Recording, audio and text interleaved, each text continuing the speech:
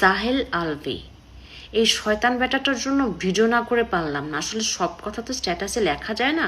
সে acting করে ভিডিওতে কি বলতেছে, লাইভ করছে নাকি শুনছি, সে কি বলছে যে বাইরের লোক ট্রিগার করছে দেখে আমার সংসারে অশান্তি হয়েছে, আমার বউটা সুইসাইড করছে।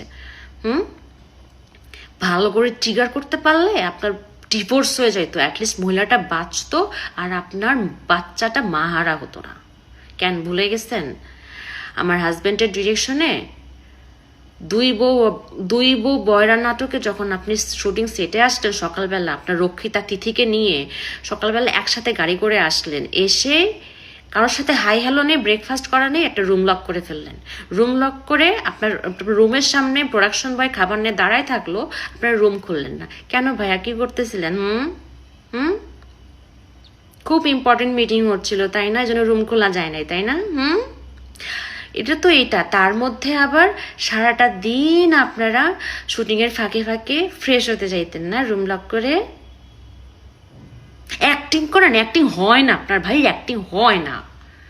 সামনে স্ক্রিপ্ট নিয়ে বসছেন, আবার মাঝে মধ্যে মানে কান্না কান্না ভাব, চোখ টিপে টিপে পানি বের করতে চাচ্ছেন, আবার বলতেছেন পাথর হয়ে গেছি। অ্যাক্টিং হচ্ছে না, অ্যাক্টিং আপনার। এগুলো কথা আপনার আপনার শুধু এটা না, আরও অনেক কুকর্মের কথা আপনার বউকে যখন বলছিলাম, আপনার বউকে আপনি আর মিশতে দেন নাই আমাদের সাথে। আর আমরা যেটা গিয়ে বলতে যাই নাই, আপনার বউ কাঁদতে কাঁদতে আমাদের বাসায় আসছিল। ভুলে গেছেন এগুলা? ভুলে গেছেন?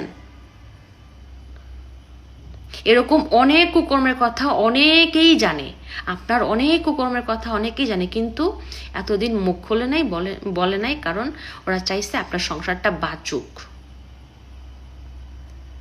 আপনার ডিভোর্স না হোক, কেউ সুইসাইড না করুক।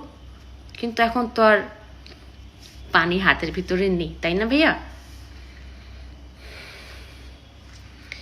সব দোষ মানুষের, আর আপনি আর আপনার রক্ষিতা তিথি ফেরেশতা, দুধে ধোয়া তুলসী পাতা, তাই না? পেয়াত্তুপ লম্পট কোথাকার।